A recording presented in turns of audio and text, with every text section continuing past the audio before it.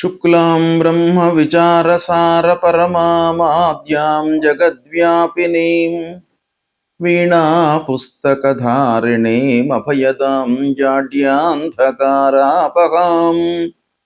हस्ते स्फाटिकमालिकां विदधतीं पद्मासने संस्थितां वन्दे तां परमेश्वरीं भगवतीं बुद्धिप्रदां शारदां। श्री महागणाधिपतये नमः। श्री महासरस्वत्यै नमः। శ్రీ గురుభ్యో నమః. రవి గోచారము, రవి యొక్క సంచారం మూలకంగా జాతకులకు ఎలాంటి ఫలితాలు ఉంటాయి అనేటువంటి విషయాన్ని మనం చూసినట్టయితే, రవి సంచారానికి అత్యంత ప్రాధాన్యత ఉంది. సూర్యుడు గ్రహరాజు కనుక ఆ సూర్యుడి చుట్టే మిగతా గ్రహాలన్నీ కూడాను తమ తమ కక్షల లోపల తిరుగుతూ ఉంటాయి. కనుక సూర్యుడి యొక్క సంచారము మానవులపైన ఏ స్థానాలలో సంచరిస్తున్నప్పుడు ఎలాంటి ఫలితాలు ఉంటాయి అనేటువంటి విషయాన్ని మనం చూసినట్టయితే, సూర్యుడు ప్రధానమైనటువంటి గ్రహం. అంటే సూర్యుడు ఏ ఏ విషయాలపై ప్రభావాన్ని చూపిస్తాడు సాధారణంగానంటే, సూర్యుడు తండ్రి, ప్రభుత్వపు పనులు, అధికారము, తర్వాత ఉద్యోగంలో ఉన్నటువంటి వాళ్లకు ఉన్నతాధికారులతో కలిగేటువంటి సంబంధాలు, సమాజంలో కీర్తి ప్రతిష్టలు, ముఖ్యంగా మనిషి లోపల ఆత్మవిశ్వాసము, మనిషిలో లీడర్షిప్ క్వాలిటీస్ అన్నీ కూడాను సూర్యుడి మూలకంగా వస్తూ ఉంటాయి. తర్వాత రాజకీయంలో ఉన్నటువంటి వాళ్లకు, ఉద్యోగం ఎలా నడుస్తుంది అనేటువంటి ఎన్నెన్నో విషయాలపై సూర్యుడి యొక్క సంచారము గోచార రీత్యా లేదా జాతకులు జన్మించినటువంటి సమయంలో సూర్యుడు ఉన్నటువంటి స్థితి మూలకంగా, సూర్యుడు బలవంతంగా ఉన్నాడా, జన్మ సమయంలో బలహీనంగా ఉన్నాడా, అష్టక వర్గు ఎలా ఉంది, సమరాశిలో ఉన్నాడా, మిత్రరాశిలో ఉన్నాడా, శత్రురాశిలో స్థిరమై ఉన్నాడా జన్మ సమయంలో అనేటువంటి విషయాలపై సూర్యుడి యొక్క ఫలితము ఆధారపడి ఉంటుంది. అయితే గోచార రీత్యా సూర్య భగవానుడి యొక్క సంచారము 12 రాసుల వారికి ఎలాంటి ఫలితాలు ఇవ్వబోతున్నాయి అనే విషయాన్ని మనము తెలుసుకుందాం. వృషభ రాశి వారికి సూర్యుడు మిథున రాశిలో సంచరిస్తున్నటువంటి సమయం 15 జూన్ 2026 నుండి 16 జూన్ 2026 మధ్యకాలంలో బుధుని క్షేత్రమైనటువంటి మిథున రాశిలో సూర్య భగవానుడు సంచరిస్తున్నాడు. అయితే ఈ సమయంలో ఫలితాలు ఎలా ఉంటాయి అనే విషయాన్ని మనం చూసినట్టయితే, వృషభ రాశి అధిపతి శుక్రుడు. సూర్యుడు శుక్రుడు శత్రువులు. మరి సూర్యుడు బుధుని క్షేత్రంలో సంచరిస్తున్నాడు, అంటే మిత్రుని క్షేత్రంలో సంచరిస్తున్నాడు. ఇది కొంత కలిసి వస్తుంది. అయితే వృషభం నుండి మిథున రాశి 2వ స్థానం అవుతుంది. గోచార రీత్యా 2వ స్థానం ప్రతికూలం కాబట్టి అక్కడ ప్రతికూలత ఉంది. తర్వాత సూర్యుడు శుక్రుడు శత్రుత్వం, ఇది కూడాను ప్రతికూలమైనటువంటి ఫలితాలను ఇస్తుంది. అయితే సూర్యుడు సంచరించేటువంటి క్షేత్రం మట్టుకు అనుకూలత ఉంది. అయితే ఓవరాల్గా మనకు 2వ స్థానంలో సంచరిస్తున్నాడు. 2వ స్థానం ముఖ్యంగా కుటుంబము, డబ్బు, మాట తీరు, వీటిపైన ప్రభావం ఎక్కువ చూపిస్తుంది. కనుక వీటన్నిటిని కూడాను మనం దృష్టిలో పెట్టుకున్నట్టయితే ఫలితాలు ఎలా ఉంటాయి అనే విషయాన్ని ఒక్కమారు మనం పరీక్షించినట్టయితే,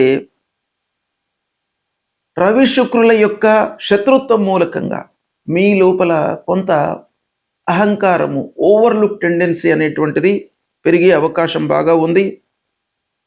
కుటుంబ సభ్యులతో చిన్న చిన్న మనస్పర్ధలు, అభిప్రాయ భేదాలు కనబడుతున్నాయి.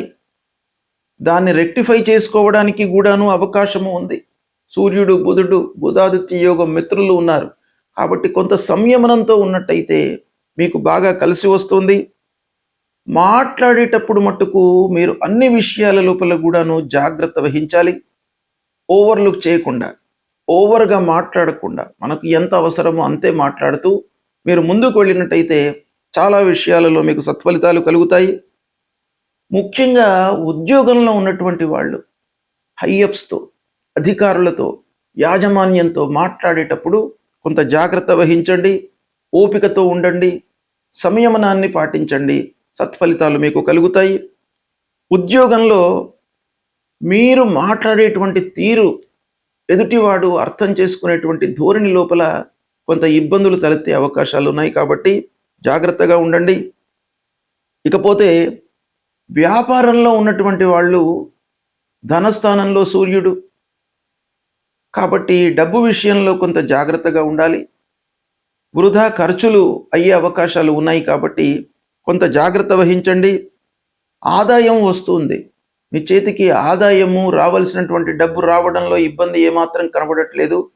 అయినప్పటికీ దాన్ని పొదుపు చేసుకోవడం కానివ్వండి, సద్వినియోగపరుచుకోవడం కానివ్వండి, ఖర్చు విషయంలో కొంత నియంత్రణ మట్టుకు అవసరము. ఇకపోతే విద్యార్థులు ముఖ్యంగా చదువుకునేటువంటి వాళ్ళ విషయం ఆలోచించినట్టయితే చదువుపై బాగా దృష్టిని పెట్టాలి. ఏకాగ్రత, సమయాన్ని వెచ్చించడము, అనుభవజ్ఞుల యొక్క సూచనలు సలహాలు తీసుకోవడం ఈ సమయంలో చాలా అవసరము. కుటుంబ పెద్దల యొక్క ఆరోగ్యం పైన కూడాను మీరు శ్రద్ధ వహించాలి. ఇకపోతే వివాహాది శుభకార్య ప్రయత్నాలు చేస్తున్నటువంటి వారికి అనుకోకుండా చిన్న చిన్న ఆటంకాలు వచ్చే అవకాశం కూడాను ఉంది కాబట్టి దాన్ని మీరు సార్ట్అవుట్ చేసుకోవడానికి ప్రయత్నాలు చేయండి. ఇకపోతే సంతానం విషయంలో అంటే మీ పిల్లలు కానివ్వండి లేదా సంతానం కొరకై ఎదురు చూస్తున్నటువంటి వాళ్ళు కొంత ప్లానింగ్ లోపల ఇబ్బందులు తలెత్తేటువంటి అవకాశం కనబడుతుంది. ఆస్తి విషయాలలో నిర్ణయాలు వాయిదా పడతాయి. పెట్టుబడుల లోపల తొందరపడకుండా జాగ్రత్తగా మీరు పెట్టుబడులు పెట్టండి. మిత్రులతో చిన్న చిన్న మనస్పర్ధలు వచ్చే అవకాశాలు కనబడుతున్నాయి. ఇక ప్రభుత్వ ఉద్యోగంలో ఉన్నటువంటి వాళ్లకు వాళ్ళు తలపెట్టినటువంటి పనుల లోపల కొంత ఆలస్యం కనబడుతుంది. ప్రయాణాల లోపల జాగ్రత్త వహించాలి. ధార్మికమైనటువంటి కార్యక్రమాలలో మట్టుకు పాల్గొంటారు. బుధుడు సూర్యుడు ఈ సంబంధం అనేటువంటిది మిమ్మల్ని ఆలోచింపజేస్తుంది. ప్రతి విషయం లోపల కూడాను చిన్న చిన్న ఆటంకాలు మనస్పర్ధలు వచ్చినప్పటికీ ప్రతి విషయాన్ని కూడాను లోతైనటువంటి విశ్లేషణలోకి మిమ్మల్ని తీసుకువెళ్తుంది. అది చాలా ఉపయోగపడుతుంది. కాబట్టి ఓవరాల్గా చూసినట్టయితే కొన్ని విషయాలలో మీరు జాగ్రత్త వహించినట్టయితే వృషభ రాశి జాతకులకు ఈ సమయం చాలా అనుకూలిస్తుంది. సూర్యుడి యొక్క సంచారము ప్రతికూలంగా ఉన్నప్పుడు అంటే సూర్యుడు జన్మస్థానము, ద్వితీయ స్థానము, అర్ధాష్టమ స్థానము అంటే 4వ స్థానము, పంచమ స్థానము, సప్తమ స్థానము, అష్టమ స్థానము, నవమ స్థానము, ద్వాదశ స్థానము ఈ స్థానాలలో సంచరిస్తున్నప్పుడు మనకు గోచార రీత్యా ప్రతికూలమైనటువంటి ఫలితాలను ఇస్తాడు. కాబట్టి ఈ గోచారంలో అంటే ఈ స్థానాలలో సంచరిస్తున్నప్పుడు మనము తప్పకుండా పరిహారాలు చేసుకోవాలి. అంటే పరిహారాలు చేసుకునే ముందు ఆ సూర్యుడి విషయమై, సూర్యుడి యొక్క సంచారం విషయమై మనము కూలంకషంగా తెలుసుకోవాలి. ఇప్పుడు గోచార రీత్యా ఎలాంటి స్థానాల్లో సంచరిస్తున్నాడు, జన్మ సమయంలో సూర్యుడు ఎలా ఉన్నాడు, బలవంతంగా ఉన్నాడా, బలహీనంగా ఉన్నాడా, మిత్రక్షేత్రంలో సంచరిస్తున్నాడా, శత్రుక్షేత్రంలో ఉన్నాడా, శుభ దృష్టి ఉంది ఆ సూర్యుడి పైన లేదా అష్టక వర్గులో ఎన్ని పాయింట్స్తో ఉన్నాడు, ఇవన్నీ కూడాను కూలంకషంగా మనము చూసుకొని సూర్యుడికి సంబంధించినటువంటి పరిహారాలు చేసుకోవాలి. అయితే సూర్యుడికి యొక్క పరిహారాలలో ముఖ్యమైనటువంటి ఏంటంటే సూర్య నమస్కారాలు చేయడము. ఉదయాన్నే లేచి సూర్యుడికి 12 సార్లు నమస్కారాలు చేసుకోవడము, సూర్య భగవానుడికి అర్ఘ్యప్రదానం చేయడము. అంటే అర్ఘ్యప్రదానము అత్యంత ప్రధానమైనటువంటి పరిహారంగా మనకు శాస్త్రం చెప్తోంది. కాబట్టి అర్ఘ్యప్రదానం అంటే నీళ్లు వదిలిపెట్టడము సూర్య భగవానుడికి. అది మీరు చేసినట్టయితే చాలా సత్ఫలితాలు కలుగుతాయి. అంటే మీరు ఏం చేయాలి? అర్ఘ్య ప్రదానం చేస్తున్నటువంటి సమయంలో ప్రతిరోజు కూడాను సూర్యోదయ సమయంలో ఒక రాగి పాత్రలో నీళ్లు తీసుకొని అందులో ఎర్రటి పువ్వులు లేదా అక్షతలు వేసి తూర్పు వైపుకు నిలబడి, అంటే తూర్పు దిశలో మన ముఖాన్ని ఉంచి అటువైపు నిలబడి, అంటే సూర్యోదయం అటువైపు నుంచి అవుతుంది గనక సూర్యుడికి ఎదురుగా మనం నిలబడి అర్ఘ్య ప్రదానం ఇవ్వండి. తద్వారా మీకు ఆ సూర్య భగవానుడి యొక్క అనుకూలత కలుగుతుంది. ఇది చాలా ప్రధానమైనటువంటి పరిహారము. రెండవది, ఆదిత్య హృదయము పారాయణం చేసుకోండి. మూడవది, సూర్యుడికి సంబంధించినటువంటి మూల మంత్రం జపా కుసుమ సంకాశం కాశ్యపేయం మహద్యుతిం తమోరిం సర్వపాపఘ్నం ప్రణతోస్మి దివాకరం అనేటువంటి ఈ మూల మంత్రాన్ని ప్రతినిత్యం కూడాను చదువుకోండి. సూర్యుడికి సంబంధించినటువంటి గాయత్రి జపము మనకు శాస్త్రంలో చెప్పబడి ఉంది. అది కూడాను మీరు ప్రతిరోజు చదువుకున్నట్టయితే సూర్య భగవానుడి యొక్క అనుకూలత ఉంటుంది. సూర్యుడు ఆరోగ్యాన్ని ప్రసాదించేటువంటి గ్రహము కాబట్టి మీరు ఈ సంచారంతో నిమిత్తం లేకుండా ప్రతిరోజు కూడాను సూర్య భగవానుడికి నమస్కారం చేసుకోండి.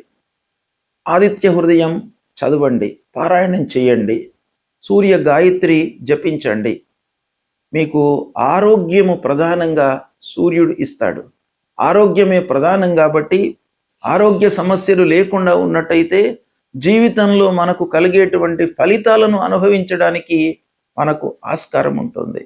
కాబట్టి సూర్యుడిని మీరు ప్రతినిత్యం కూడాను కొలవండి, అనుగ్రహాన్ని పొందండి. శుభం.